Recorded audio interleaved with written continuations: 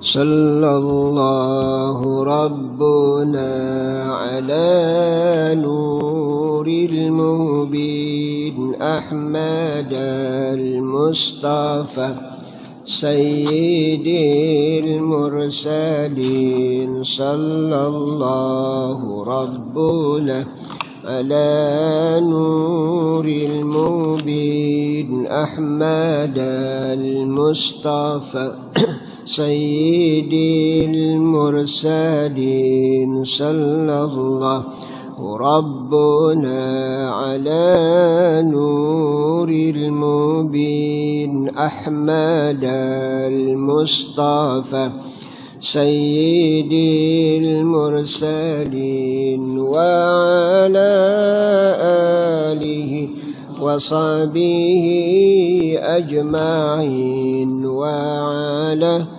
alihi wa sahbihi ajma'in. Bismillahirrahmanirrahim. Alhamdulillahi rabbil alamin wassalatu wassalamu ala asyrafil anbiya'i wal mursalin wa ala alihi wa sahbihi ajma'in. Allahumma aslih ummata Muhammadin sallallahu alaihi wasallam وَبَجَنْ أُمَّةِ مُحَمَّدٍ صلى الله عليه وسلم وَجْبُرْ أُمَّةَ مُحَمَّدٍ صلى الله عليه وسلم واستر أمة محمد صلى الله عليه وسلم وانشر واحفظ وأيد نهضة الوطن بحق سيدنا محمد صلى الله عليه وسلم. رب اشرح لي صدري ويسر لي أمري واحلل عقدة من لساني يفقه قولي. سبحانك لا علم لنا إلا ما علمتنا إنك أنت العليم الحكيم ولا حول ولا قوة إلا بالله العلي العظيم. فإن أصدق الحديث كتاب الله وخير الهدي محمد صلى الله عليه وسلم وشر الأمور محدثاتها كل محدثة بدعة وكل بدعة ضلالة وكل ضلالة في النار. السلام عليكم ورحمة الله وبركاته. Faslun, masuk dalam tajuk kita Adabul Qari', adab orang yang membaca Al-Quran. I'lam anna adab al-qari' la yumkin istiqsa'uha fi aqalli min mujalladatin. Imam Nawawi rahimahullah ta'ala berkata, ketahuilah sesungguhnya adab akhlak orang yang membaca, sama ada membaca Al-Quran, sama ada berzikir tanpa melihat Al-Quran ataupun zikir-zikir maksurat yang lainnya, maka tak boleh tidak mesti ada akhlak kita, adab kita. Bagaimana yang kita ketahui sudah tentu di antaranya mesti kita menghadap kiblat, mesti suci tubuh badan kita, pakaian kita dan diri kepada hadas kecil maupun hadas besar. Dan hendaklah hudurul qalbi, hati kita hendaklah hadir mengingat Allah Subhanahu wa taala. Tidak ada di saat kita menghadap Allah yang paling agung, yang paling besar, hanya Allah Subhanahu wa taala saja. Dan tidak bolehlah kita dalam bab berzikrullah mengingat sesuatu yang lain di luar daripada apa yang sedang kita baca. Maka itulah di antara perkara yang perlu kita ingat. Bahkan bukan hanya zikir saja, di mana saja kita hidup, di mana saja kita bergerak, maka di situ kita bersama Allah, sebagaimana hadis Rasulullah sallallahu alaihi wasallam sebut, wa an ta'lam annama haitsu kunta ma'allah. Ketahui oleh kamu, kata Nabi, di mana saja kamu berada, sama ada di darat, di laut, di udara, di situ bukan kamu seorang, bukan kamu dua orang, bukan kamu tiga orang, bukan kamu ramai, tapi yang senantiasa bersama kamu Allah Subhanahu wa ta'ala. Maka bila kita renung fikir dalam hidup kita, sudah tentu semua hidup kita ni dinilai oleh Allah Subhanahu wa ta'ala. Wa nahnu aqrabu ilaihi min hablil warid. Kami, kata Allah, lebih dekat, lebih hampir dibandingkan dengan urat leher kamu. Ialah urat leher kita ni putuh mati lah. Tapi bagian lebih dekatnya lagi Allah dengan kita. Maka inilah yang perlu kita sedari dalam hidup kita. Bila kita ingat Allah, ingat bukan dengan mulut saja, Tapi ingat dengan tubuh badan, terutama sekali Baitullah, atau disebut dengan Ka'bah fil jasad. Ada Ka'bah dalam tubuh badan kita. Apa dia Ka'bah? Al-qalbu, hati kita. Itulah Ka'bah. Kalau Ka'bah yang memang kita solat itu memang betul. Tapi ini Ka'bah kita dalam diri kita yang Allah senantiasa tengok, lihat, perhati, adalah hati kita. Maka saat kita mengingat Allah, seluruh tubuh badan kita serta hati tumpu kepada Allah Subhanahu wa taala. Uzkuruni adzkurkum. Ingat aku ingat kamu. Bila kita ingat Allah tapi lalai hati kita, jauh, maka Allah akan menjauhkan diri daripada kita. Semua kita ini ingin dekat dengan Allah Subhanahu wa taala. Baik, apa kata Imam Nawawi? Sesungguhnya adab orang yang membaca Quran, zikir, tidak mungkin adab tersebut, akhlak tersebut boleh dihitung. Bahkan tidak mungkin tulis kitab bermujalad-mujalad, berjilid-jilid pun tidak cukup, kata Imam Nawawi rahimahullahu ta'ala. Walakinna aradna al-isyarah. Hanya saja dalam kitab ni, kata Imam Nawawi, kami hanya memberi petunjuk isyarat saja, sebahagian daripada tujuan-tujuan yang sangat utama, sangat penting, dan benda tersebut sudah kami sebut dahulu. Jadi ulang baliklah apa yang sudah kita baca dahulu mengenai adab-adab zikrullah. Dan disebut secara ikhtisar yang lepas. وقد تقدم في الفصول السابقة في أول الكتاب شيء من آداب الذاكر والقارئ. Terdahulu, kata Imam Nawawi, sudah disebut dalam bab solat beberapa perkara yang berhubungan kait dengan adab fil qiraah, terutama sekali dalam kita membaca. Adab orang yang membaca, yang zikir, adab orang membaca ayat-ayat Allah Subhanahu wa taala. Maka inilah yang memberikan kebaikan kepada kita sebagai hamba Allah Subhanahu wa taala.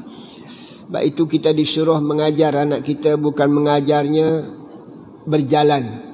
Kita bila anak kita baru berjalan macam macam kucing, kita pegang, kadang-kadang kita belikan dia besi, tuntun. Tapi sepatutnya awal yang kita tuntun, bacakan ayat Al-Quranul Karim. Kita hanya tuntun sambil kita menyanyi, gelak ketawa.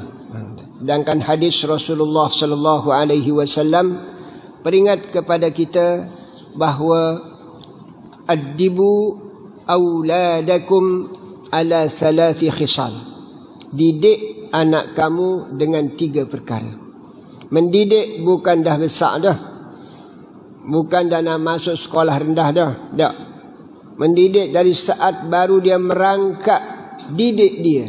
Cinta dengan 3 perkara. Pertama, kata Nabi, hubbi nabikum, cintakan kepada Rasulullah SAW. Selawat.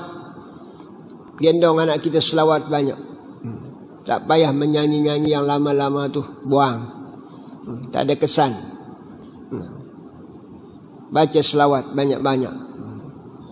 Semoga dengan nur selawat itulah memberi kesan kepada anak kita. Moga dia esok menjadi cinta berselawat. Itulah yang dilakukan oleh para ulama zaman silam. Dari dalam kandungan istrinya dia sudah berselawat banyak, baca Quran banyak.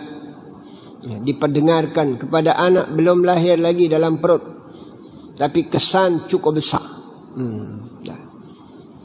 Yang kedua, kata Nabi, hubbi ali baitih, cinta kepada keluarga baginda Rasul sallallahu alaihi wasallam.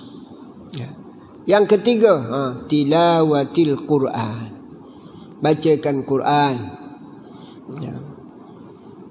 Saat kita tengah malam, anak tidur dekat kita, dia baru dalam sebulan 2 bulan, kita bangun qiyamul lail, maka deraskan bacaan kita supaya didengar oleh budak yang sedang tidur, walaupun dia lena. Tapi panca indera dia terpasang. Dan bahkan saat dia masih kecil, disitulah sangat-sangat berkesan dibandingkan dengan masa dia dah umur sekolah rendah.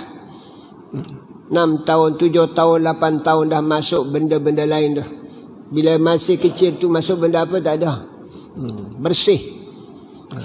Inilah yang hasil didikan ulama yang terkenal, namanya Abu Yazid Al-Bastami.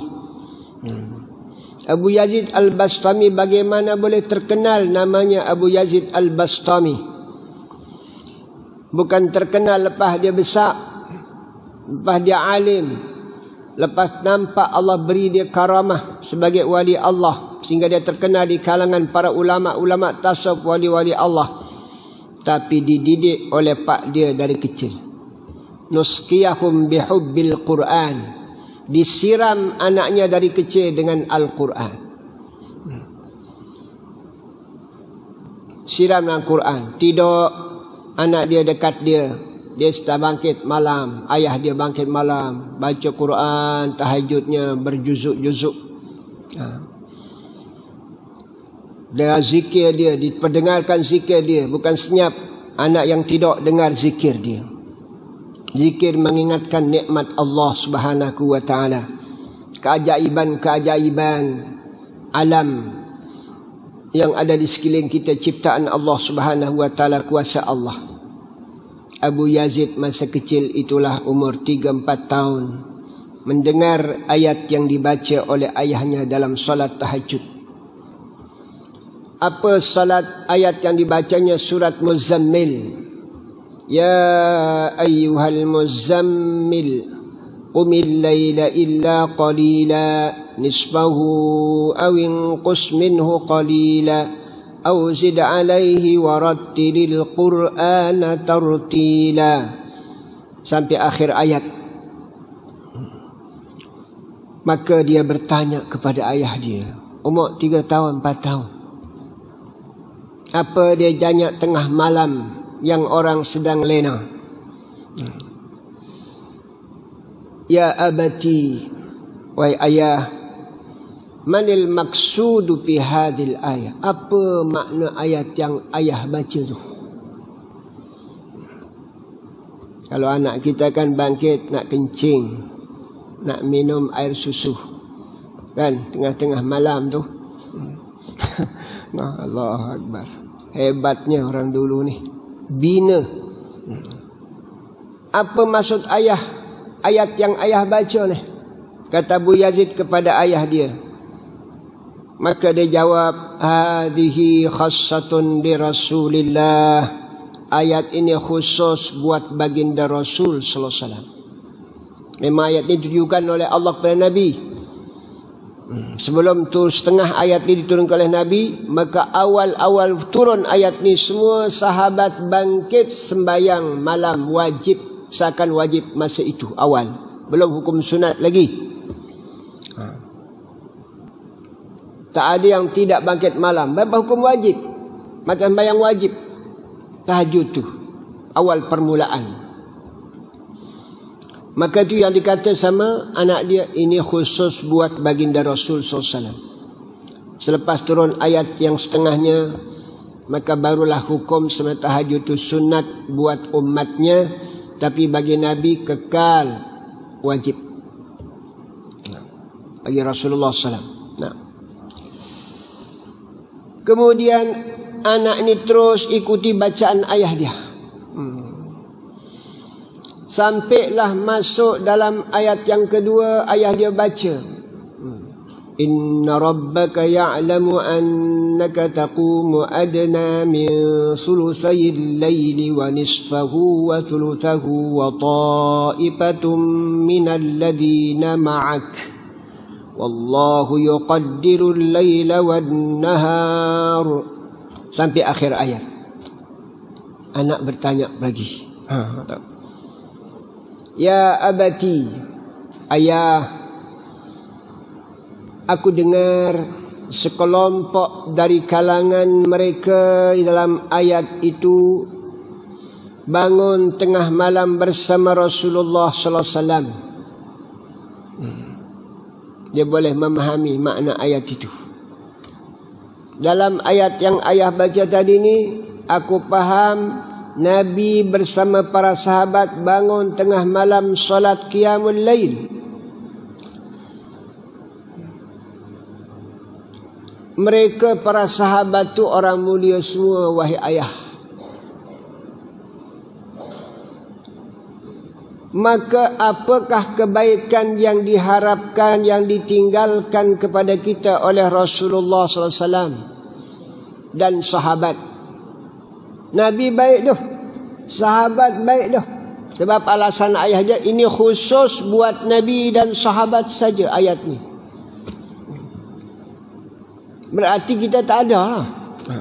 Yang ditanya oleh anak, mereka orang baik, Nabi orang baik, sahabat orang paling baik selepas Nabi kita. Ni kita ni yang hidup akhir zaman ni, dia kata. Wah, bukan akhir zaman. Para sultan hijrah, 300-an hijrah hidup. Kita ni apa yang nak tinggalkan yang baik ini? Anak masih belum sekolah rendah, umur 4 tahun 3 tahun, boleh bertanya kehebatan di zaman itu. Nama Abu Yazid Al-Bastami. Maka ayah dia, dari saat dia bertanya anak ni, kita apa yang kita nak buat ni? Yang Nabi tinggal, sahabat tinggal, kita ni tak baik lagi ni. Bayangkan, mereka tu orang baik, kita ni yang tak baik ni, apa nak buat apa yang baik ni? Maka ayah dia dengar anak cakap macam tu. Setiap dia bangun, ayah dia dibangunkan anak ni. Abu Yazid ni dibangunkan oleh ayah dia. Bayang tengah malam, orang tua menangis, dia berdiri belakang orang tua dia, nangis teriak. Bayang orang dulu kita bayang zaman lah ni teriak. Allah. Patutnya zaman kita ni zaman rusak ni lah, kita teriak menangis banyak-banyak. Zaman dulu masih bersih. Zaman dulu ni. Maka saat itulah waktu dia baca dalam solatnya oleh ayah dia, sambil dia menangis ayah dia, habis dia salam, tanya lagi ayah ni. Apa kata Abu Yazid ni kepada ayah dia? Ya abati, ayah, alimni qiyamal layl, ajak aku bagaimana boleh berdiri sembahyang lama ni, dan bagaimana boleh menangis. Awak bayang, budak 3 tahun bangkit menangis, lapak ayat awal susu. Zaman dulu dok menangis, gimana cara nak menangis? Ingat Allah Subhanahu wa ta'ala. Kehebatan zaman tabi'in yang disebut oleh hadis Nabi kita. Zaman yang baik, tabi'at tabi'in. Maka apa jawab ayah dia? Ayah dia masih jawab dengan secara pendidikan lah. Ya bunayya, anakku, anta tiflun, kau masih budak. Kau masih budak kecil. Tak tertulis lagi di tulisan malaikat, dosa kamu tak ada lagi. Ayah dia kata, kamu tak perlulah bangkit lama-lama macam aku ni. Tapi tidak masa kita kan tidak. Kata ayah dia Abu Yazid Al-Bastami ni kepada anak dia ni, kamu tak terus lagi kesalahan, tak ada lagi. Fakhlud ila naum, tidak teruslah anakku, dia kata. Tu. Dia patah balik, tidak ke bantal. Kata ayah dia. Apa dijawab oleh budak ni? Ya abati, wahai ayah, law qamatil qiyamatu wa aqafani Allahu amamah, kalau seandainya wahai ayah berlaku hari kiamat. Boleh ingat hari kiamat umur 3 tahun 4 tahun je. Kita tua ni tak ingat hari kiamat ingat kat masjid je, balik-balik lupa dah. Naik kereta lupa dah. Kita ni Allah, jauhnya kita dengan Allah Subhanahu wa ta'ala. Ya ayah, kalau berlaku kiamat, saat itu Allah suruh aku berdiri di hadapannya, disekat oleh Allah. Walaupun aku budak, Allah sekat aku, tak bagi aku lepas. Suruh aku berdiri di hadapan dia. Dan aku akan ditanya oleh Allah, kenapa kamu tidak belajar qiyamul lail? Ayah nak jawab apa? Ayah nak jawab apa? Oh ya, bayangkan. Dia yang ajar ayah dia ni. Kalau aku disekat oleh Allah pada hari kiamat, saat itu dia tanya aku, wahai budak, kenapa tak belajar qiyamul lail kepada ayah kamu? Aku nak jawab apa? Ayah nak jawab gimana? Allah, no. Hebatnya Abu Yazid Al-Bastami. Wa idza sa'ala rabbuka lima la ta'lam waladak. Ayah akan ditanya oleh Allah, hey Al-Bastami, kenapa tak ajar anak kamu yang dia minta kamu disuruh ajar dia tentang qiyamul lail? Kenapa tak ajak dia? Ajak kita sebagai orang tua ni. So pada hari itu tak lepas. Innallaha sa'ilu kulla ra'in, hadis Nabi kita. Semua kita tahu. Sesungguhnya Allah akan menanya setiap orang yang ada gembalanya di bawahnya. Bukan gembala kambing. Kita ni gembala manusia. Anak ada, cucu ada, cicit pun ada. Akan ditanya oleh Allah tak lepas. Kita perempuan akan ditanya, kita yang lelaki akan ditanya, tanggungjawab kita kat mana? Itu hadis Nabi kita. Innallaha sa'ilu kulli ra'in. Amma stara'ah, apa yang kita bela. Bela anak, bela cucu. Tak ada anak dah. Anak pergi kerja, menantu pergi kerja, pergi letak cucu kat kita. Apa yang kita nak jawab? Apa hanya setakat bagi makan minum je kah? Atau lepas perasaan kita kan nak sibuk dengan cucu, nak cakap dengan anak, terasa anak gimana, kadang-kadang kita mengalah. Akhirnya kita pun nak sembahyang, tak baca Quran tak boleh. Suruh anak kita belikanlah dia mainan.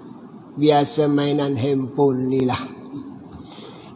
Dari kecil 3 tahun bagi dah.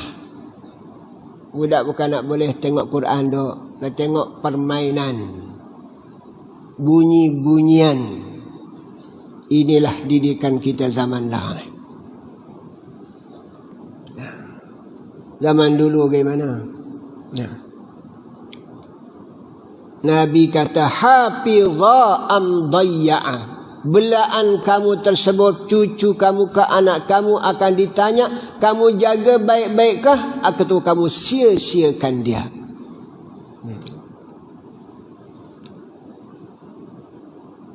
Akhirnya bila anak dia tanya sampai tahap itu, Abu Yazid Al-Bastami tanya kepada ayah dia Al-Bastami. Dari situlah setiap malam dia bangkit, dia gerakkan anak dia sembayang terus di belakang dia, dan dia ajar cara sembayang. Akhirnya lama-lama itulah nama Abu Yazid Al-Bastami, ulama yang terkenal, wali Allah yang terkenal dalam kalangan para ulama-ulama. Ini jadi didikan itu sangat penting. Sebab itu apa kata Nabi kita, rahimallahu walidan. Allah beri rahmat kepada 2 ibu bapa. Ingat ni, Nabi doakan kita ni, rahimallahu walidah. Allah beri kasih sayangnya kepada 2 ibu bapa. A'ana waladahu ala birrih, yang menolong, membantu anaknya untuk taat kepada Allah Subhanahu wa ta'ala. Doa Nabi, kita jadi orang baik sebagai ibu, kita jadi orang baik sebagai ayah bila kita tolong anak kita bakti untuk mengingat Allah Subhanahu wa ta'ala. Mudah-mudahan kita boleh melakukan yang terbaik Tak lepas lagi masa, masih ada kesempatan lagi selama masih umur kita, nyawa kita ada dalam tubuh badan kita. Baik, kita sambung para jamaah, mudah-mudahan sebagai peringatan pada kita. Nah, jadi dalam solat pun ada adab-adab kita dalam solat, dalam fiqh ada, dalam tasawuf ada. Nah, jadi Imam Nawawi sebut, waqad qaddamna al-hawalata ala kitab tibyan fi adabi hamlatil Quran. Bahkan kami telah melakukan usaha semaksimal dengan mengarang kitab At-Tibyan fi Adabi Hamlatil Quran. Para jamaah dah baca dah. Kadang-kadang di tempat kita baca dulu, ada Syekh Nurdin waktu awal mai sini. Itulah di antara dibacakan kita Adabul Quran, Tibyan fi Adabil Quran, yang dikarang oleh Imam Nawawi. Jadi cara-cara kita baca Quran gimana. Liman arada mazidan, siapa ingin nak menambah ilmu lagi, pergi beli buku At-Tibyan. Terjemahan dia ada dah. Lama diterjemah, no? Baca ulang balik, tengok di mana silap kita, salah kita dalam bab kita megang Quran, dalam bab kita waktu baca dia dan meletakkannya. Itu semuanya ada agar kita senantiasa menghormati kalam Allah Subhanahu wa taala. Wa huwa hasbi wa ni'mal wakil. Cukup bagi kita Allah menentukan segala-galanya, dan sebaik-baik tempat kita menyerah diri kita hanya kepada Allah Subhanahu wa taala. Baik, kita sambung. I'lam anna qira'atal Quran akadul azkar. Ketahuilah sesungguhnya membaca Quran itu zikir yang sangat-sangat utama, yang lebih afdal dari zikir lain. Zikir Quran. Sebab itu dalam kata-kata Sayyidina Abdullah bin Mas'ud, unzilal Qur'anu ala khamsati ahrufin. Quran itu diturunkan oleh Allah ada 5 huruf. Maksud 5 huruf apa? Pertama, dalam Quran yang diturunkan al-halal, perkara halal. Yang kedua, al-haram, perkara haram. Yang ketiga, perkara muhkam, hukum hakam. Ini yang tak betul, ini betul. Ini jalan yang sah, ini jalan yang tak sah. Ini jalan-jalan Allah, ini jalan syaitan. Itu namanya muhkam. Yang keempat, namanya mutasyabihat. Dan yang kelima, namanya amsal. 5 saja kandungan Quran itu. Halal, haram, muhkam, hukum hakam. Yang keempat, mutasyabihat, yang hanya Allah saja tahu perkara tersebut hakikatnya, kita hanya beriman saja. Dan kelima, amsal, bentuk contoh-contoh perbandingan, sama ada contoh yang baik maupun contoh yang tidak baik. Maka Abdul bin Mas'ud bagi tahu kita, hendaklah yang halal itu kamu lakukan, yang haram itu kamu jauhkan, yang muhkam itu kamu lakukan. Perintah Allah, larangan Allah jauhkan. Semua adab akhlak, semua kita harus lakukan dalam hidup kita. Dan yang keempatnya mengenai mutasyabihat. Alif lam mim, alif lam ra, kaf ya ain sad, ar-rahmanu 'alal arsy istawa, yadullah fawqa aydihim, namanya mutasyabihat. Maka kita amanna bih, hanya wajib beriman. Tak perlu kita pikir kandungan dia. Apa mana alif lam? Alif Allah ke? Lam latif ke? Mim majid ke? Sebagian ulama menafsirkan begitu. Tapi jumhur ulama, dia tak ada terjemahan dia, tak ada tafsiran dia. Ayat yang dimulakan di awal, Yasin. Semua ulama tafsir kata Allahu a'lamu bimuradih, Allah saja yang mengetahui makna kalimat itu.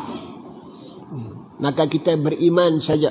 Jangan pergi cari-cari, korek-korek makna dia. Tak. Ulama setakat itu pun tak boleh. Nabi saja pun tak terjemahkan. Kita tahu kita nak korek zaman ni. Tak payah. amanna bih, beriman cukup. Yang kelima, amsal. Banyak je masal. Mathalul ladina yunfiquna fi sabilillah. Jadi jadikan perbandingan-perbandingan, contoh-contoh yang baik, pengajaran kepada kita. Contoh yang tidak baik dihukum oleh Allah umat-umat dahulu, kaum Adnya, kaum Samudnya dan sebagainya. Maka kita elak perbuatan yang mendatangkan niqamah, azab daripada Allah Subhanahu wa taala. Kita buat benda yang mendatangkan rahmah kepada kita. Itu makna yang disebut oleh Sayyidina Abdullah bin Mas'ud sebagai muqri' baginda Rasul sallallahu alaihi wasallam dan di antara sahabat yang pandai membaca Al-Quranul Karim. Baik, kita tengok kitab kita. Ketahuilah sesungguhnya membaca Quran itu zikir yang sangat-sangat utama. Sangat-sangat digalakkan kita. Makanya para sahabat-sahabat ada lain. Quran jadi mulut dari buah bibik dia. Yang pada mulut tu zikir je, orang sembang dengan dia terus Quran ni di mulut dia. Maka anak kita zaman ni kan, yang kita suruh hafal Quran tu, suruh buat jadi zikir dia. Zikir dalam solat, bayang dia kamu lain, baca 5 juzuk dalam 2 rakaat, suruh dia supaya dia melekat Quran tu, tak hilang. Ini di antara cara dalam bab mengelekatkan Quran. Kama qaddamna payam bagil mudawama alaiha, sebagaimana telah kami terangkan dahulu di permulaan bab kitab kita Azkar, di situ diterangkan dah. Maka kekalkanlah perkara tersebut, fala yukhli anha yauman wa lailah. Jangan terlepas daripada membaca Quran siang dan malam. Gunakan hidup kita ni qiraatul Quran, tadabbur bil Quran. Pagi selepas kita sembahyang subuh atau sebelum subuh masuk, baca lu Quran. Zikir dengan Quran dulu. Nanti akan ada surat-surat apa yang perlu bagi kita ni, yang tahap kita. Kalau yang sudah hafal Quran tak apa, ulang Qurannya. Jangan kita biar. Wa yahsulahu aslul qira'a bi qiraatil ayatil qalilah. Hasil bacaan kita dengan membaca ayat-ayat yang singkat, yang sikit pun jadilah. Tapi Sayyidina Umar dalam sembahyang sunatnya tak pernah kurang daripada 1 rakaat 10 ayat. Itu paling kurang lah, 10 ayat. Dia tak kurang. Berarti kalau baca qul huwallahu ahad tak sampai ya. No. Jangan gunakan bayang tahajud tengah malam, qul ya ayyuhal kafirun, qul huwallahu ahad. Tak masuk dalam senarai, nanti akan ada dalam hadis Nabi kita. Wa qad ruya fi kitab Ibnu Sunni, ada diriwayatkan dalam kitab Ibnu Sunni. Nama kitab itu adalah Azkar al-Yawm wal-Lailah. Zikir-zikir siang dan malam. Imam Nawawi namanya kitab Azkar, tapi Imam Ibnu Sunni namanya zikir siang dan malam. Dan ada dijual dah, dan diterjemah ni ada, terjemahan dia. Jadi kalau kita ingin supaya banyak lagi maklumat kita selain pada Azkar ni, pergi cari kitab tu, Al-Yawm wal-Lailah, amalan-amalan siang dan malam. Tu. Dan semua dari hadis Nabi kita. Iyalah tua-tua kita ni nak beramal apa kan? Beli buku tu mungkin RM20, RM30. Allah masuk bihun sop habis RM30. Ni kekal, kitab tu kekal. Jangan dalam bab kitab payah nak beli. Dalam bab makan Allah sampai balik rumah fikir, sedap nampak ni. Bihun sop tu, nampak sedap ni, kotor ni. Dalam bab kita zikir tak pernah sampai terpikir macam tu. Tengok orang zikir, balik kita, bila aku macam ni, macam orang tu aku jumpa tadi kat Masjid Bukhari. Dia paling awal dah sembahyang 8 rakaat sembahyang duha dia. Aku bila lagi? Macam tu. Itulah bihun sop akhirat kita. Ni bihun sop dunia. Allahu Akbar. No, mudah-mudahan insya-Allah. Baik, apa kata Nabi kita? An Anas radhiyallahu anhu qala, dari Sayyidina Anas radhiyallahu anhu qala, anna Rasulullah sallallahu qala, man qara'a fi yawmin wa lailatin 50 ayatan lam yuktab minal ghafilin wa man qara'a 100 ayatin kutiba minal qanitin wa man qara'a 200 ayatin lam yuhajihil qur'anu yawmal qiyamah wa man qara'a 500 ayatin 500 kutiba lahu qintarun minal ajri wa fi riwayatin man qara'a 40 ayatan badal 50 wa fiyatin 20. Ini hadis baginda Nabi yang dikeluarkan oleh Ibnu Sunni, perawi dia. Apa makna hadis baginda Nabi? Siapa-siapa yang membaca Quran sehari semalam 50 ayat. 50 ayat. Dia tak suruh kita satu Baqarah tu tak. Ni yang paling kurang lah. 50 ayat sehari semalam. Tabarak Mulk 30 ayat kan. Ni disuruh kita 50 sehari semalam. Maka orang Islam itu tidak disenaraikan sebagai orang yang ghaflah lalai. Tapi kalau kurang 50 sehari semalam, masih kita tersenarai, tercatat orang lalai, ghaflah. Sedangkan dalam Quran, wala takunanna minal ghafilin, jangan kau menjadi golongan yang ghaflah lalai ni. Nah, tak elok lah. Golongan lalai. Ni 50 ayat. No, mudah-mudahan kita boleh melakukannya. Kalau letih sangat setakat tu, bacalah 50 ayat. Wa man qara'a 100 ayat, barang siapa membaca 100 ayat sehari semalam, kutiba minal qanitin, maka dia tertulis, tercatat dari kalangan orang-orang yang tekun, taat kepada Allah Ta'ala. Qanit, ahli ibadat maknanya. Termasuk kita ahli ibadah. 100 ayat sehari semalam. Wa man qara'a, siapa yang membaca 200 ayat, Suratul Baqarah lah, sehari semalam, maka Quran tidak akan menghujahnya esok pada hari kiamat. Quran tak akan debat kita esok. Pasal apa kamu ni? Kalau 50 ayat masih Quran, bertanya esok, kenapa baca aku kurang? Kalau 200 ayat ni lepah. Daripada didebat kita oleh Al-Quran. Sebab itu Quran tu hujjatan laka wa hujjatan alaika. Quran itu boleh menguntungkan kita, lepah kita esok syafaat hari kiamat. Quran juga boleh menjadi musuh kita esok pada hari kiamat.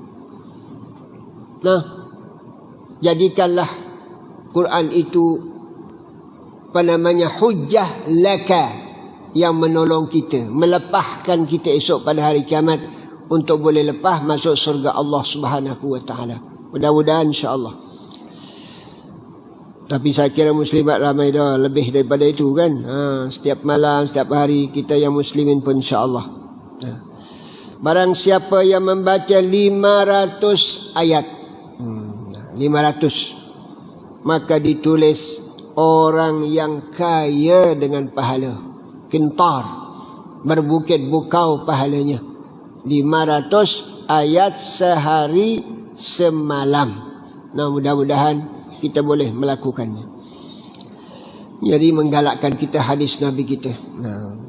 Orang sampaikan 30 juzuk, ada orang sampai 2 kali khatam satu malam, ada orang 3 kali khatam satu malam.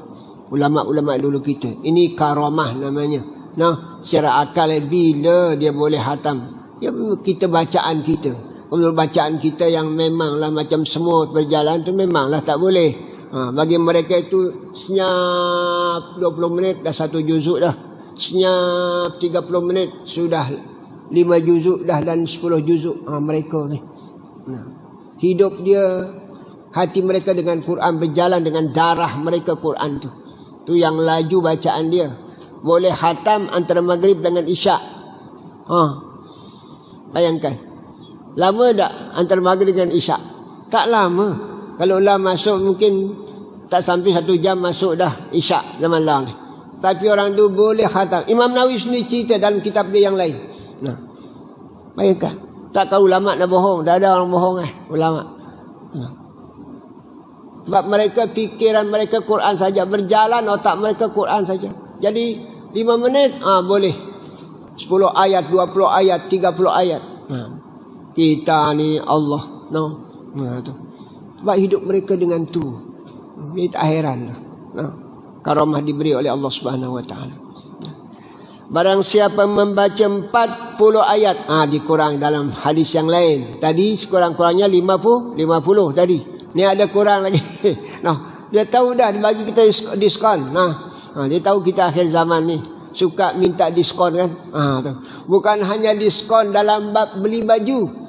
Dalam bab amal soleh pun dia minta diskon pula. Ya Allah, lu dalam surga tu.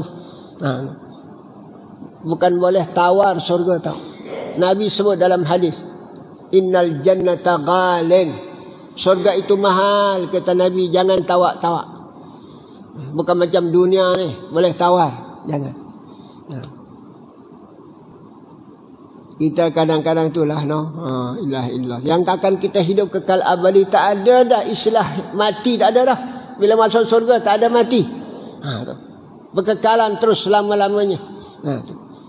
Yang nama surga, fi jannatin 'aliyah la tasma'u fiha laghiyah.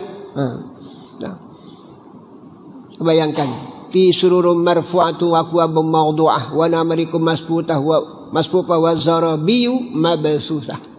Bayangkan. Katil yang naik itu, bila dia naik orang dalam surga dalam katil dia, dengan sendiri katil itu mengikut hati kita. Aku nak tinggi berapa meter, dia akan naik sendiri. Kita nak turun, dia akan turun sendiri. Hati kita nak turun, dia turun sendiri. Nak cari kat mana? Semua disediakan kita lah. Bantal tersusun dengan cantiknya, bantal kita. Permaidani yang dipasangkan kita. Tak pernah tengok di dunia ni permadani. Itu yang disebut oleh Allah. Nak galakkan kita. Itu yang disebut sifat-sifat syurga oleh Allah Taala. Kita gembira, seronok. Dengan kata ibrat, nak sembahyang sekian rakaat. Ibratnya nak puasa. Ibratnya nak zikir. Ibratnya tak jadi. Ini di antara makna yang diajar kita oleh Imam Nawawi. Bahkan ada riwayat 20 ayat. Tapi janganlah kita takut ambil yang 20 ayat. Ada hadis Nabi dia kata 20 ayat pun jadi Allah.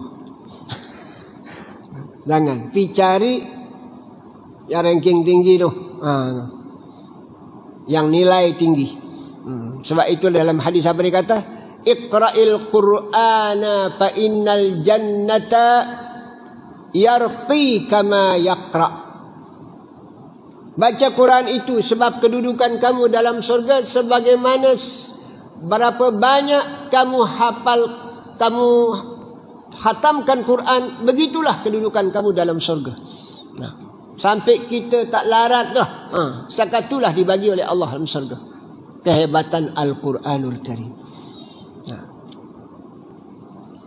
Yang disuruh kita oleh Nabi kita dalam hadis ni.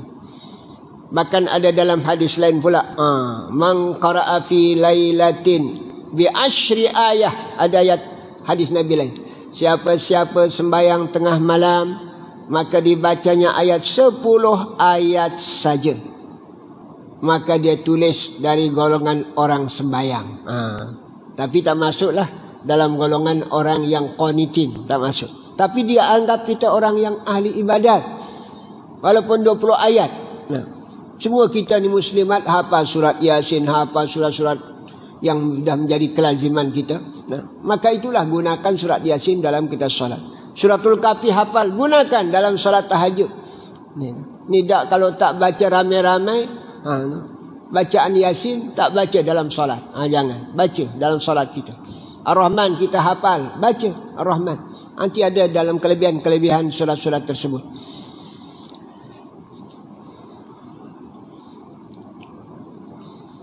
Tadi kita sebut dalam hadis Nabi kita, siapa yang membaca 500 ayat sehari semalam, maka ditulislah baginya qintarun. Ada hadis lain ditanya Nabi kita, ya Rasulullah, apa makna al-qintar? Apa makna qintar?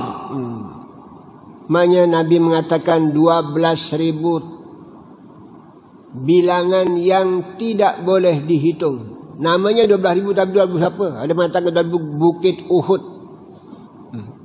Besar Bukit Uhud 12.000 kali, begitulah pahalanya orang yang membaca sehari semalam 500 ayat.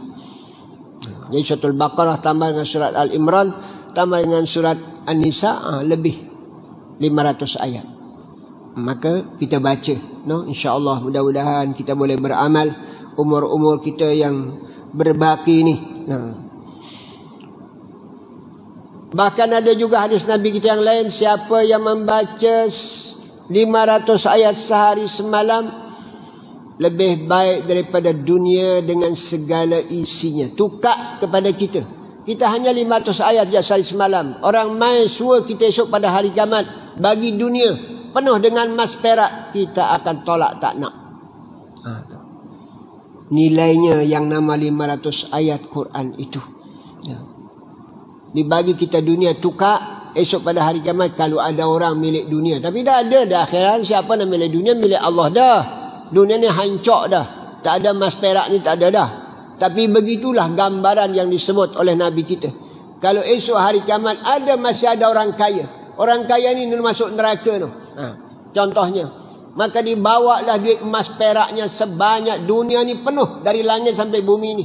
Ditukar dengan orang yang membaca sehari itu 500 ayat saja. Dia tak mau. Begitulah nilainya ayat-ayat Allah SWT pada sisinya esok pada hari kiamat. Walaupun kita letih baca, mungkin kita tua-tua ni sakit lutut, mungkin kita nak duduk lengoh, sabar dalam hidup kita. Surga menghendaki kepada kesabaran. Amal soleh berkendak kepada kesabaran. Kalau para sahabat bagaimana sabarnya dalam tengah-tengah perang. Bagaimana Ikrimah anak Abu Jahal yang Islam. Dia ingin mati dalam mati syahid. Maka waktu peperangan Yarmouk di Yordan, Yarmouk, berlakulah perang dengan Rom dan orang-orang kafir zaman tu. Dia memang dia nak mati syahid. Dia paling awal menerpa musuh, serang musuh, dan dia di antara orang syahid. Dalam tubuh badan dia terdapat 80 lebih tusukan-tusukan pedang dari musuh. Jangankan macam tu, kita ni dok lengah sikit ambil bantal menyandar, kan? Lapak ayak buat teh. Mereka nak buat teh ke mana? Ni musuh kiri kanan ni, semua kiri kanan musuh. Begitulah dia nak tu surga Allah Subhanahu Wa Taala para sahabat. Maka kita pun zaman ni disuruh baca Quran saja 500 ayat sehari semalam. Bukan lama pun. Tak sampailah 24 jam baca 500 ayat tu. Masih banyak masa kita yang lain boleh tidur, boleh makan minum sedap dan sebagainya. Inilah kita amal apa kandungan yang Nabi sebut kepada kita. Bukan untuk kita hanya baca saja, dengar, tapi amal itu sangat penting. Amal dalam Islam kita ni. Baik, kita sambung lagi. Hadis Nabi kita. Dalam riwayat yang lain ada sebut. Wa fi riwayatin an Abi Hurairah radhiyallahu anhu qala Rasulullah man qara asyra ayat. Allah lagi diturunkan oleh Nabi kita. Siapa-siapa membaca 10 ayat. 10 ayat. No. Tidak ditulis dari golongan lalai. Bayangkan. Tadi ni 50. Bagi kita 10. Potong-potong oleh Nabi kita. Sampai 10. Berjamaah. Sabisma rabbika kah baca. Iza zulzatil ardu zilzalaha. Itu 10 ayat semua tu. Standar dia. Jadi inilah sayangnya Nabi kepada kita. Mungkin umatku berat nak baca 50 ayat. Jangankan 550 pun berat. Maka aku bagi dia 10 sahaja. Nak tawar lagi 10 ayat ni. Jangan tawar. Jangan tawar. Baik-baik kita senyap ajalah. Kalau tak mau beramal, senyap saja. Awak tak kata, awak Nabi tak suruh 1 ayat. Allah. Kalau macam 1 ayat, Qul huwallah atau Allahu Akbar habis Fatihah. Bismillahirrahmanirrahim. Alif lam mim. Allahu Akbar. Macam tu. Ini di antara benda yang diperingatkan oleh Nabi kita. Jadi siapa yang 10 ayat bangun tengah malam baca waktu dalam solat dia, maka dia tidak digolongkan jadi golongan yang lalai. Tidak masuk golongan lalai lah. Siapa yang membaca 100 ayat, maka ditulis dari golongan qanitin, yang tekun taat kepada Allah. Siapa baca 1000 ayat, tertulis dari kalangan orang yang berbukit bukau pahalanya macam gunung Uhud, 12,000 kali gunung Uhud pahala. Bayangkan ya Allah, 1000 ayat. Baca daripada Al-Mulk sampai akhir itu. 1000 lebih sikit lah. Dari suratul Mulk sampai Qul a'udzu birabbin nas. Baca. InsyaAllah mudah-mudahan kita boleh beramal. Tak boleh setiap hari, sekali sebulan. Begitulah yang disebutkan Nabi kita. Bahkan dalam hadis yang lain, siapa-siapa membaca dalam satu malam 10 ayat, ditulis minaz zakirin, ahli zikir. Sedangkan yang dimaksud dengan ahli zikir yang banyak zikirnya, berpuluh ribu tu. Macam Abu Bakar, macam Abu Hurairah yang 12,000 tu. Macam ada sahabat lagi 50,000 setiap malam. Ada juga sahabat yang 100,000 semalam zikir dia. Tak habis 100 tak boleh lena, tak boleh tidak. Kita yang 33 pun minta lagi. Jadi 10. Memang ada hadis Nabi kita, kalau nak cari yang sikit memang banyak sangat lah. Janganlah cari yang sedikit tu. Kalau kita macam tu, cari makan yang sikit. Barang siapa baca semalam 100 kali, tadi kita baca dah, maka qanitin, golongan yang taat kepada Allah. Siapa baca 500 ayat sampai 1000, maka pahalanya tadi kita sebut lebih daripada dunia dengan segala isinya, pahalanya. Baik, kita sambung lagi. Warawaina ahadin katsira fi kati suratin fil yaumi wal lailah. Ada riwayat, kami riwayatkan, kata Imam Nawawi rahimahullah taala, banyak hadis-hadis dalam membaca surat pada sehari semalam.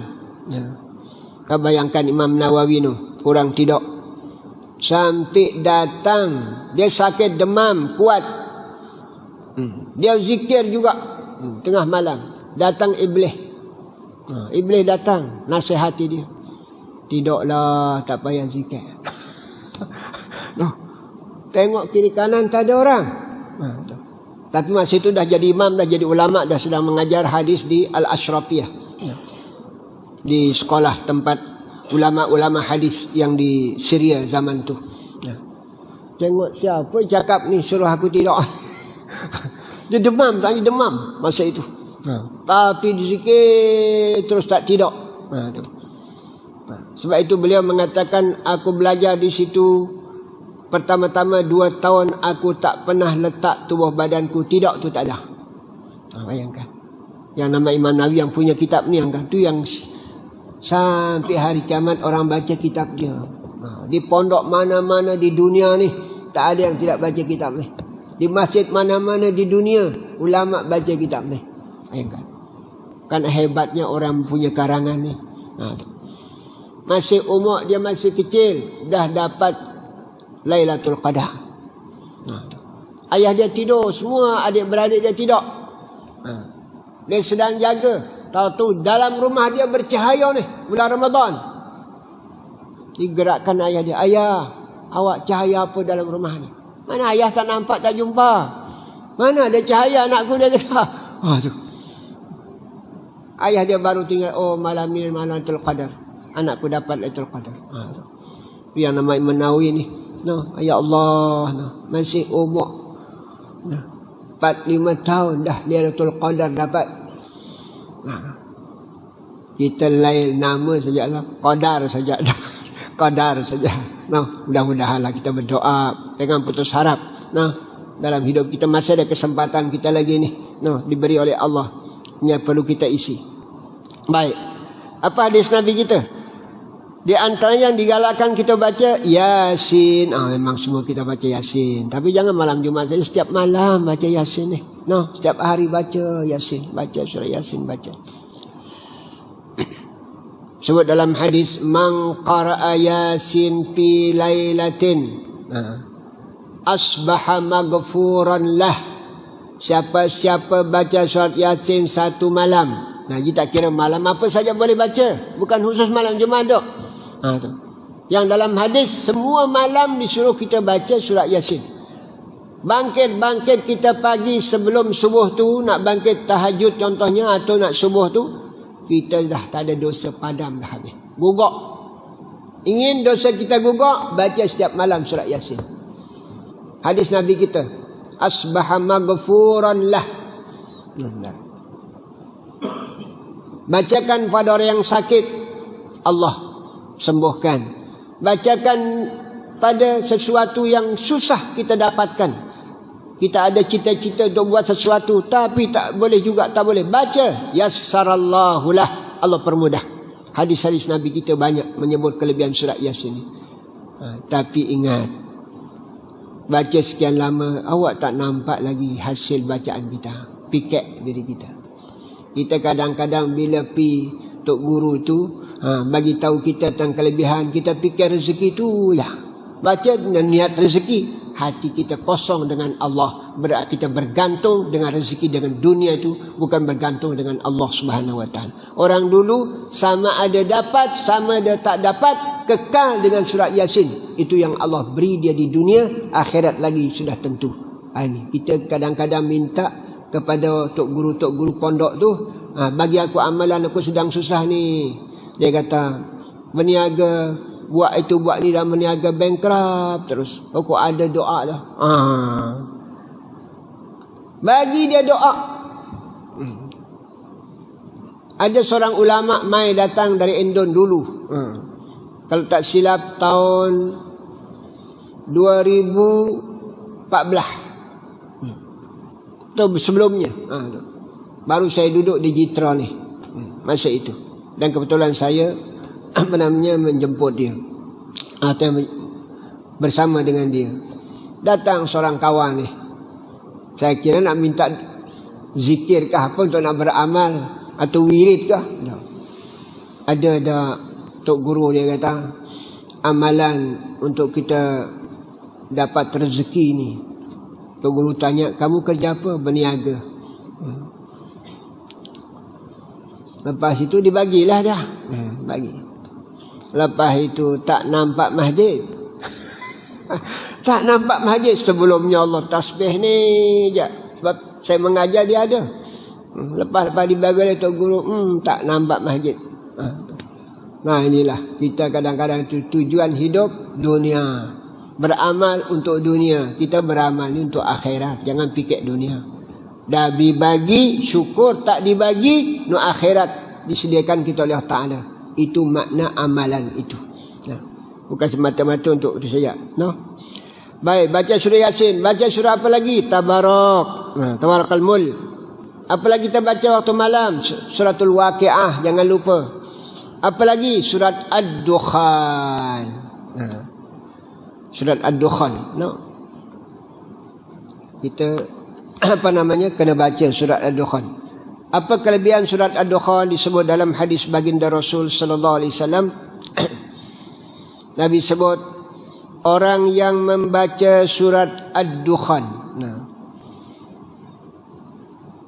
maka segala dosa-dosanya digugurkan oleh Allah Subhanahu wa taala. Nah, itu kelebihan surat Ad-Dukhan yang disebut oleh hadis Nabi kita. Maka jangan lupa membaca surat Ad-Dukhan waktu kita sebelum tidur. Surat Tabarak semua kita tahu dah. Tak ada yang tidak membaca zaman dah ni. Begitu juga surat Ad-Dukhan ni, bila pagi-pagi dosa kita habis dipadam oleh Allah Subhanahu wa taala. Baca setiap malam. Jadi 4 surat digalakkan kita baca setiap malam. Pertama surat Yasin, yang kedua surat Tabarak, yang ketiga suratul Waqiah, yang keempat surat Ad-Dukhan. Mudah-mudahan kita boleh beramal. Dan Nabi tak akan tidur kalau tak habis ni surat ni. 5 surat yang dibaca oleh Nabi: Yasin, iaitu surat Tabarak, suratul Mulk tadi ni, dan juga surat Sajadah Nabi kita baca, surat Ad-Dukhan Nabi kita baca. Jadi itu di antara amalan baginda Rasul sallallahu alaihi wasallam. Dan suratul Waqiah tak lupa. Sebab itulah para sahabat waktu sakit, siapa? Abu Darda. Sakit Abu Darda. Abu Darda kita tahu sahabat yang fakir. Sahabat yang fakir. Dia duduk di Syam. Datang sahabat ke rumah dia, mendadak. Apa yang ada di rumah dia? Sedangkan masa itu peperangan berlaku, banyak dapat harta ghanimah, harta rampasan perang. Maka yang ada di rumah dia pedang yang pakai perang, dengan hanya baju dengan kain selain wahlai gitulah. Apa cawan dia? Cawan dia daripada kayu. Cawan kayu. Zaman tu dah hebat cawan, ada orang jual. Zaman Rom kaya di negeri Sam ni. Tu tentang alat-alat untuk makan minum ni. Tapi yang dipakainya kayu. Itulah cawannya Abu Darda. Sehingga sahabat yang datang ziarah meleleh air mata. Sebab sahabat tu datang dari Madinah. Menangis. Menangis, 2 makna menangis kata para ulama hadis.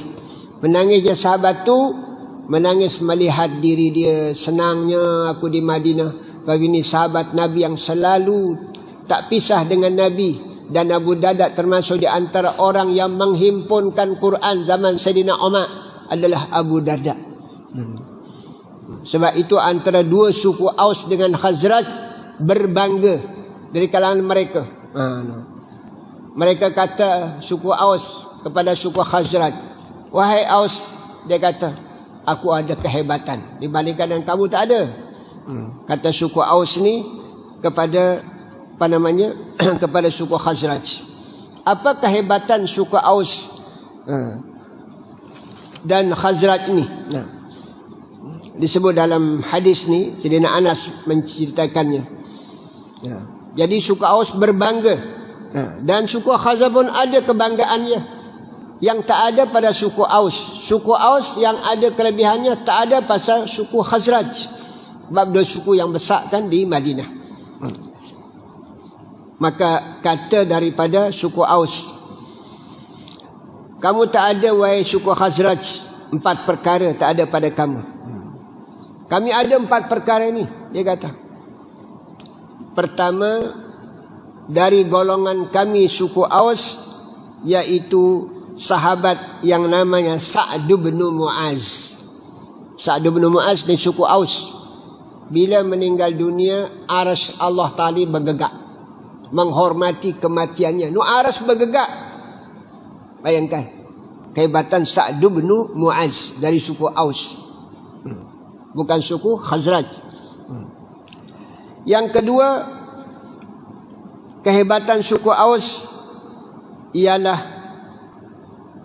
seorang yang meninggal perang dan dimandikan oleh malaikat memandikannya. Malaikat datang memandikan dia. Tengok-tengok bersih dia. Suku Aus, Hanzalah. Sahabat Hanzalah. Hanzalah bin Abi Amir. Yang ketiga, ada orang Nabi sebut dah, tidak akan kena tubuh badannya, dagingnya dengan penyakit apa saja. Nabi sebut. Namanya Asim bin Sabit, suku Aus juga. Asim bin Sabit. Dan yang terakhir, yaitu seorang sahabat dari kalangan suku Aus. Seorang saksi, dia jadi saksi seorang sama dengan dua saksi orang lelaki. Dia seorang saja. Nilainya sama dengan dua orang lelaki jadi saksi. Sedangkan saksi lelaki ni satu dengan dua orang perempuan. Biasanya ni tak. Sama lelaki pun dia masih lebih hebat lagi. Tu. Jadi saksi itu. Biar dia seorang, perbandingan dia dengan dua lelaki.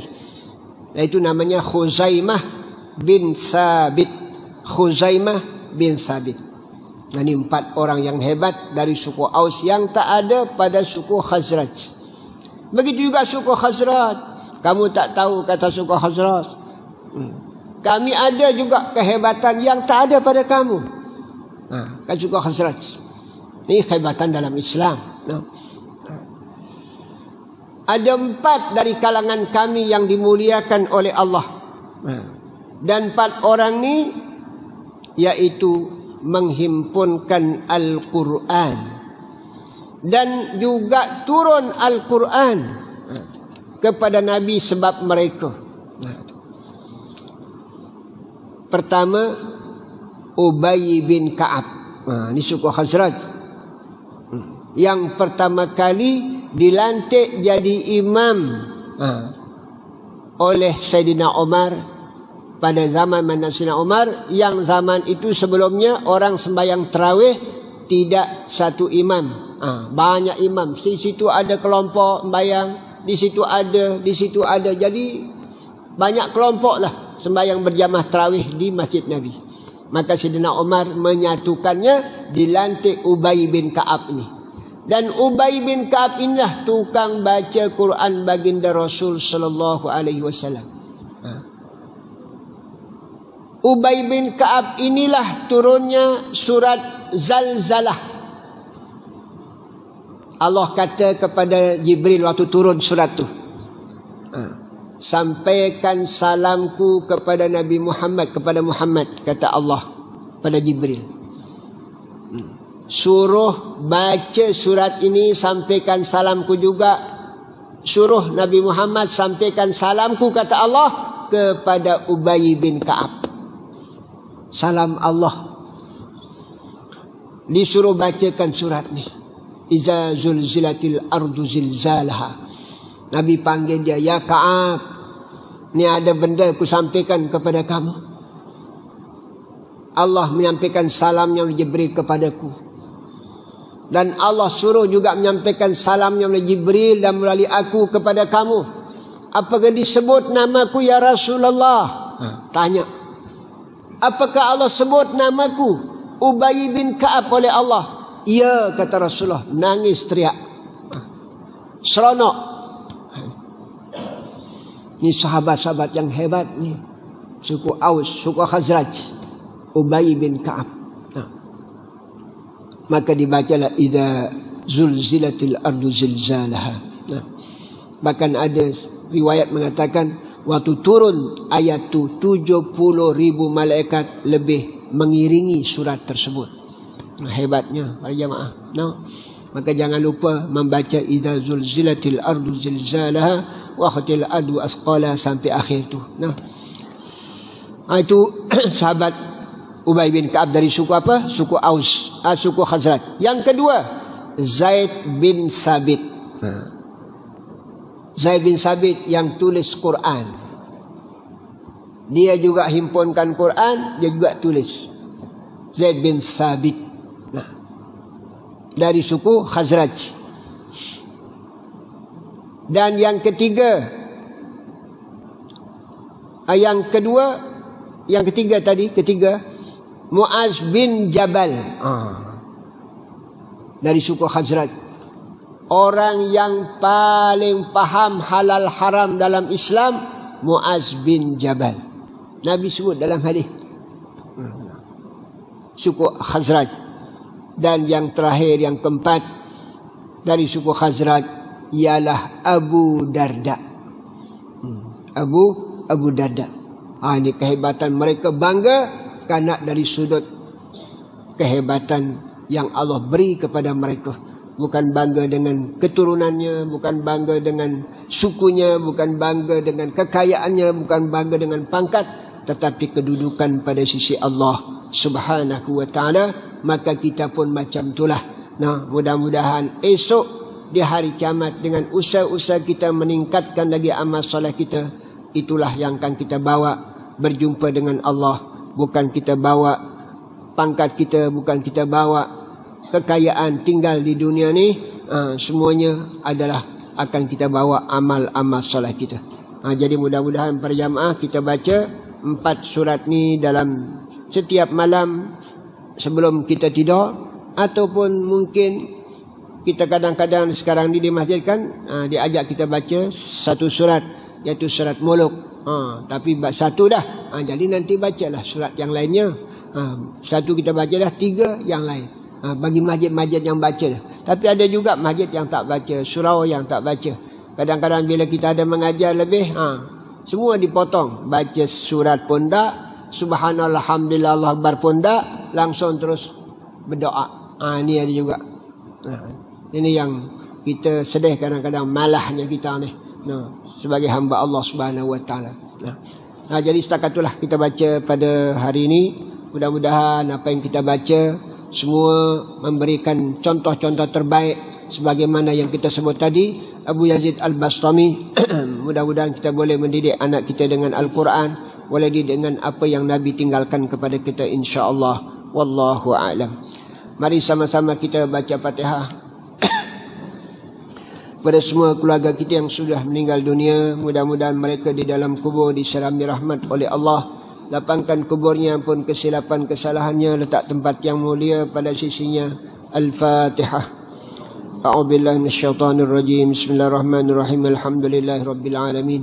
Arrahmanirrahim. Maliki yaumiddin. Iyyaka na'budu wa iyyaka nasta'in. Ihdinas siratal mustaqim. Siratal ladzina an'amta 'alaihim ghairil maghdubi 'alaihim waladdallin. Amin. Yang kedua, Fatihah selaku doa untuk anak-anak kita, cucu cicit yang sedang belajar mengaji di mana-mana. Kita doakan mereka semua semoga mendapat kejayaan dalam pembelajarannya, kejayaan amal ibadat, kejayaan dunia akhirat. Yang menghafal Quran semoga dipermudahkan oleh Allah hafalan Qurannya, dan semoga beramal dengan Al-Quran. Itu juga yang bekerja di mana-mana, kita doakan mereka semua mendapat kejayaan dalam kerjanya dengan iman dan Islamnya. Juga kepada kita, Allah beri kita kesehatan, semoga kita boleh menggunakan umur yang berbaki ini dengan sebaik-baiknya, sampailah Allah ambil umur kita husnul khatimah. Al-Fatihah. Insyaallah. Bismillahirrahmanirrahim. Alamin.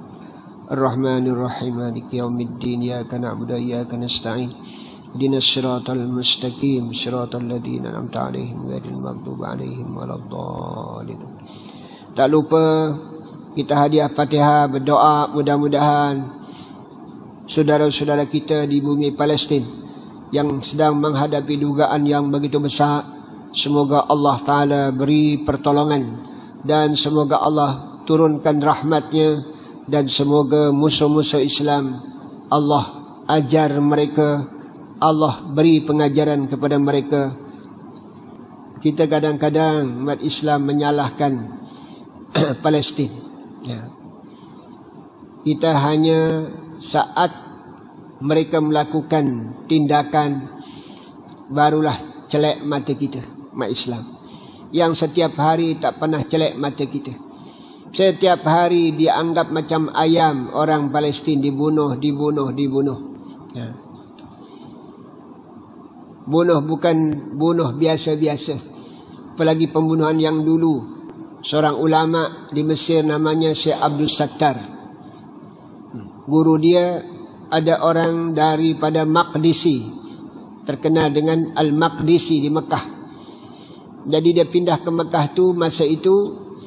Jadi orang Israel masuk kat kampung dia. Dihimpun semua orang perempuan yang mengandung oleh tentara Israel.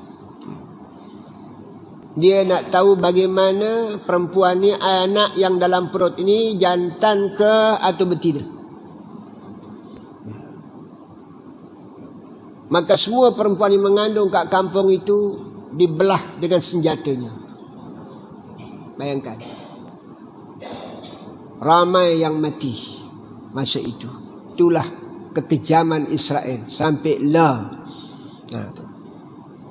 Maka sepatutnya kita berdoa untuk mereka. Bukan kita menyalahkan. Kalau kita duduk macam tu pun. Ini perlu kita berdoa. Hadiahkan doa kepada Allah. Semoga Allah beri kekuatan kepada mereka. Memanglah sebagaimana kita Haji Sukri sebut tadi, Gaza itu mungkin lebih besar dari Malaysia. Mungkin. Gaza ni. Tapi dah tinggal sejemput aja diberi oleh Israel. Setiap hari diambil. Dipaksa tembak, paksa tembak. Setiap hari macam ayam. Bayang. Maka inilah di antara perkara yang perlu kita faham umat Islam di dunia ni. Supaya sedap. Bangkit umat Islam memberi pertolongan melalui cara masing-masing. Bantuan dan lain sebagainya. Begitulah kehidupan saudara-saudara kita. Dan senantiasa tak akan boleh dipadam yang Palestin. Nabi sebut dalam hadis, la yazalu ta'ifatum min ummati. Senantiasa ada satu kelompok daripada umat yang pertahankan Islam. Dan Nabi tunjuk kat bumi Palestin itulah. Ditunjuk oleh Nabi. Zaman Nabi kita hidup. Kalau kira secara akal dengan alat senjatanya, Israel lama dah bersih Palestin ni, tapi tak. Allah janji dah tak akan habis. Tuhan disitulah yang mempertahankan Islam. Dan bumi orang Gaza ni disebut dalam hadis yang akan menolong Nabi Isa di akhir zaman membunuh Dajjal. Dari bumi itulah Gaza ni yang akan nanti pergi untuk membunuh Dajjal bersama Nabi Isa. Ini kehebatan-kehebatan itulah. Maka kita yang tak menghadapi dugaan tu berdoa. Jangan lupa berdoa tengah malam ke dan sebagainya, supaya semoga Allah terus, bila kita semua pakat berdoa, Allah dengar doa kita oleh Allah Ta'ala, rintihan-rintihan kita, maka insyaAllah Allah akan beri kemudahan, kemenangan kepada umat Islam yang ada di Gaza tersebut, insyaAllah. Mari kita berdoa, mudah-mudahan Allah Subhanahu Wa Ta'ala memberikan kekuatan kepada mereka. Dan semoga musuh-musuh Allah SWT beri buta mata mereka, tak nampak di saat mereka nak serang bumi itu. Semoga senjata semacam mereka kembali menghala ke taban tubuh badan mereka sendiri. Al-Fatihah. Alhamdulillah Rabbil Alamin. Ar-Rahmanir Rahim. Maliki yaumiddin. Iyyaka na'budu wa iyyaka nasta'in. Shiratal ladzina an'amta 'alaihim ghairil maghdubi 'alaihim waladdallin. Amin. Bismillahirrahmanirrahim. Alhamdulillah Rabbil Alamin. Hamda syakirin, hamda dhakirin, hamda radin, hamda mustaghfirin, biasal hamda yuafi ni'ama yukafi mazidah. Ya Rabbana lakal hamdu kama yanbaghi li yaqadimi sultanik. Allahumma salli ala sayyidina Muhammadin mittahi babi rahmatillah. Adada ma fi ilmillah, salatan wa salaman da'iman wa mulkillah wa ala alihi wa sahbihi wa barik wa sallim. Allahumma ansur Islam wal muslimin khasatan fi Palestin. Allahumma ansur Islam wal muslimin khasatan fi Palestin. Allahumma ansur Islam wal muslimin khasatan fi Palestin. Allahumma ahlikil kafrata. Allahumma ahlikil kaftal kuffar khasatan Israel wa hulafaihim. Allahumma parik jam'ahum wa syatid kalimatahum wa zalzil aqdamahum. Allahumma sallit alaihim kalban min kilabik. Ya Qahhar, Ya Jabbar, Ya Muntaqim. Allahumma ya munzil al-kitab wa ya mujri as-sahab wa ya hazim al-ahzab, ihzimhum ya Allah Israel wa hulafaihim wansuril muslimina ya Allah ya Rabbal Alamin. Allahumma inna ala dinina bid dunya wa ala dunya bit taqwa. وعلى التقوى بالعمل وعلى العمل بالتوفيق وعلى جميع ذلك بلطفك المفضي إلى رضاك المنهي إلى جنتك يا أرحم الراحمين. يا الله يا الله يا رباه يا رباه يا غوثاه يا غوثاه يا أكرم الأكرمين ويا رحمن يا رحيم يا ذا الجلال والإكرام يا ذا الواهب العظام. اللهم بحق سيدنا محمد صلى الله عليه وسلم احرس بيتك المقدس التي لا تنام واغنب بيت المقدس بكنفك الذي لا يرام وارحم بيت المقدس بقدرتك يا أرحم الراحمين فلا تهلك وتهلك بني إسرائيل يا الله يا أرحم الراحمين. اللهم نسألك زيادة في الدين وبركة في العمر وصحة في الجسد والسعة في الرزق وتوبة قبل الموت وشهادة عند الموت ومغفرة بعد الموت وعفوا عند الحساب وأمانا من العذاب ونسيبا من الجنة وارزقنا النظر إلى وجهك الكريم يا أرحم الراحمين.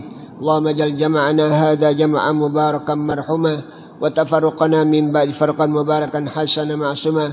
اللهم لا تجعل الله فينا ولا من البعونا شقيا ولا مترولا ولا محروما.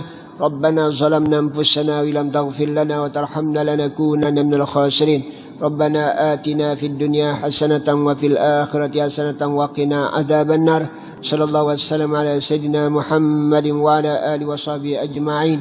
سبحان ربك رب العزة عما يصفون وسلام على المرسلين والحمد لله رب العالمين. سبحانك اللهم بحمدك أشهد أن لا إله إلا أنت أستغفرك وأتوب إليك. بسم الله الرحمن الرحيم. والعصر إن الإنسان لفي خسر إلا الذين آمنوا وعملوا الصالحات وتواصوا بالحق وتواصوا بالصبر. السلام عليكم ورحمة الله وبركاته.